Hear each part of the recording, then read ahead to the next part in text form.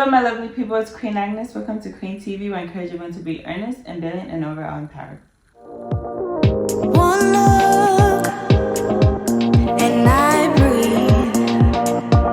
As you can tell by that title, today we're going to be doing a video about Christian relationships. And so I have a few questions that I pull from the ChatGPT. We're just going to answer them. So the first question is, what role does faith play in a romantic relationship for Christians? What role? That's a very good question.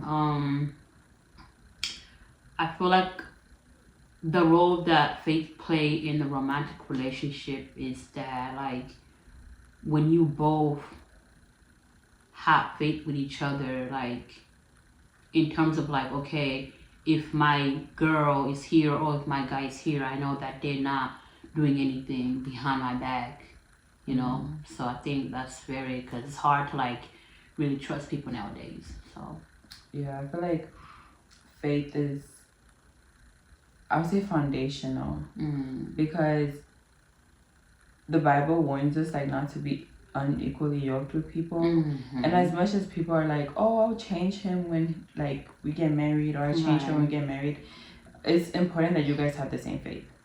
And just because you guys are the same religion, it doesn't mean anything. Like, even within the same religion, you still have to have the same faith.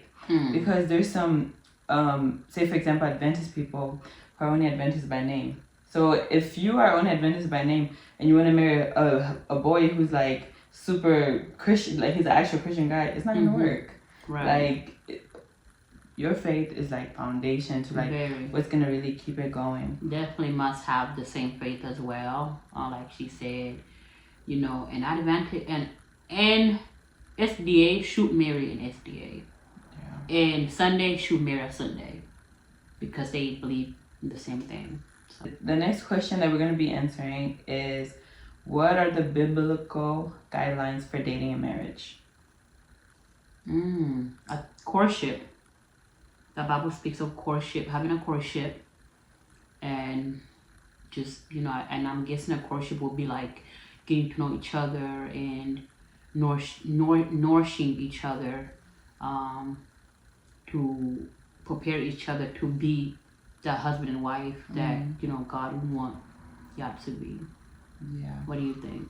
I feel like I'm still like learning in this area of like dating per se. Like, I feel like marriage has very specific guidelines in terms of like what a marriage should look like, because basically a marriage is like how Christ is to his church.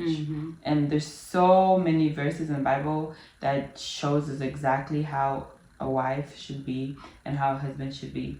But for the dating, it gets tricky, and I think it's hard, like, in this generation to really be like, because dating is so popular. So like, how would you say, how can you do courtship or dating in like this generation that we live in now, like in a Christian way? I believe that, you know, when you have a relationship with God or a bond with God, he always directs you in how you should go about things. Like, when you know that you are ready to be with somebody, you can, you know, tell it to God. Tell him like he's your best friend. Like, hey God, I'm ready for this next step in my life. You know, teach me how to go about it. Like, show me how I should talk to the person that I'm wanting to have a courtship with. So it's all about Jesus Christ, and just letting him know what, you know, you want, even though he already know, and his time is always the best. So I agree. I feel like people have just, this dating is too normal, and it's too long, really is. And the wrong things happen in dating. Like, you see girls who like cook for their man, and like basically they're giving him wife treatment, you know. So if you're a guy and like you know, the girl is giving you wife treatment, why do you want to marry her? Right. She's already being a wife for free. That part. And they're already like having sex. Yeah. Intercourse. Like, You already like there's no point. That's why a lot There's of no times waiting. it end up just not no wedding happening or even like anything like that happen because you guys already done everything that's supposed to be special for like marriage. Yeah, that's real. So, So the next question is, how do Christians navigate challenges and disagreements in relationships, or how should they? taking everything to in prayers.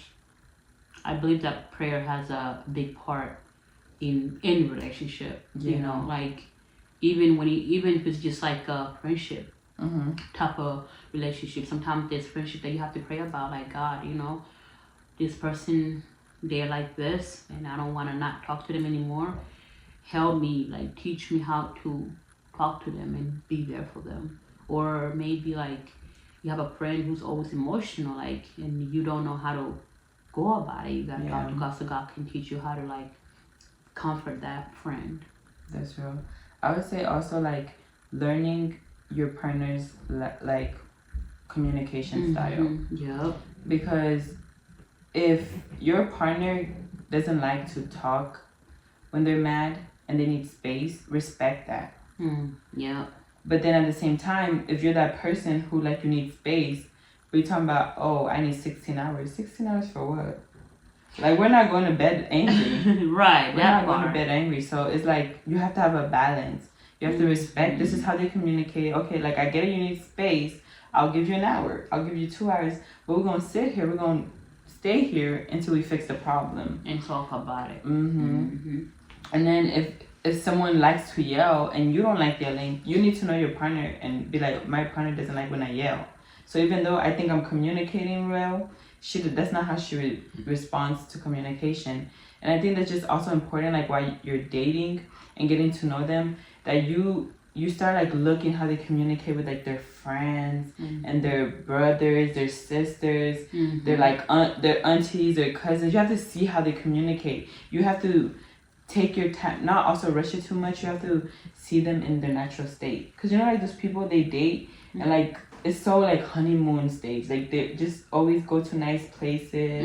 Nothing's really real until they get married, and it's like, oh, I didn't know you were like that. Or they're always posting each other, and then once they're married, they're not posting each other anymore. So yeah, so it's like honestly, just I think like she said, prayer is definitely very important.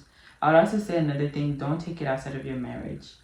Like if you like you shouldn't go to other people. I wouldn't recommend going to other people unless it's like a trained, like say you're going to see it. If it gets really really bad and you need to see a therapist, I would say only that. But like especially like people who are personal to you, like your friends. I know it sounds bad, but I don't know what you feel about it. But I feel like if you have, say when you're married and you're having problems with your husband and you go to your friends, or even like when you're dating, I don't know if you've seen this, but like sometimes I'll be talking to someone and I share with my friends every single thing that they do, and it's like all the bad stuff, and so now your friends already have this bad idea of that man, but you still messing with him. Yeah, and so whenever something happens, they'll give you bad advice because they're mad at him, and they're already mad at him for what he has done. Like, oh, my man just did that, my man. Then they'd be like, why didn't you let that idiot go? Exactly.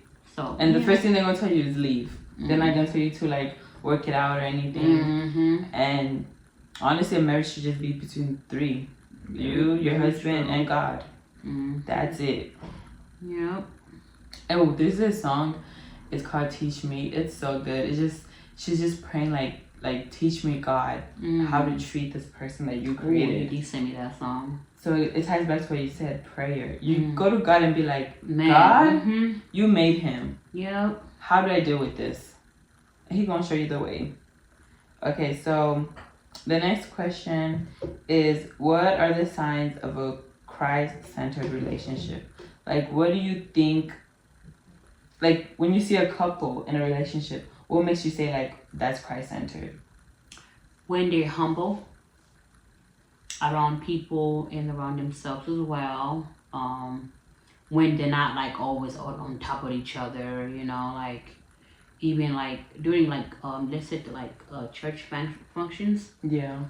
You can tell like, okay, these people are really serving God and they have Christ in their relationship. It's not just like, oh, it's just them, you know, they doing other things That's that, real. you know, with other people. Yeah, I agree. I would even say like the way they talk to each other. Mm-hmm. Like you could just see it, and it's energy. Like Mm-hmm. you get around them, and they just like make you believe in love, and like, Mm-hmm. and they bring you to God. Man, yep, I do. Ooh, them couples. Yeah, I do see those kind of couples who really on fire for God, and you can really see it through them. And I'd be like, man, God, may that man locate me, okay? May he locate me. You hear me? My last question I'm going to do is, how can singles prepare for a Christ-centered relationship? Again, by building a relationship with God. I would say the same thing. You build that with God, yeah. you're gonna be okay. He gonna give you what you need. But he knows, yep. That's real. So it's very important that you have your own relationship with God. Mm-hmm. Don't be like, oh, like right now my religion is weak, I'm gonna wait to have a man. No, you need to have your own faith, your own relationship with God. That man needs to have his own relationship with God. Mm-hmm. Don't be focused on getting that man. You just focus on chasing God. Mm-hmm. And a man who's chasing God is gonna find you, because you're gonna be going the same journey. You're gonna be running, and he's gonna just catch up to you instead of you having to turn your back and look for him. No, right. He gonna meet you right there. You're gonna lock eyes, and boom, it's gonna be Imagine magic. that part. But yeah, I would say that overall, prayer and God is what keeps. It's the most important thing that Yeah. we can do. Yeah. So I want to thank you guys for tuning in on another video. Mm-hmm. Make sure you're liking the video. Make sure you're commenting, and Sharing also subscribing and sharing. Sharing as well. Mm-hmm. And like I said, her channel information is gonna be in that box down Definitely. below. We're doing Mm-hmm. another video on her channel, so make sure you check that out. The link is also gonna be in the bio. But that is it, my lovely people. Bye.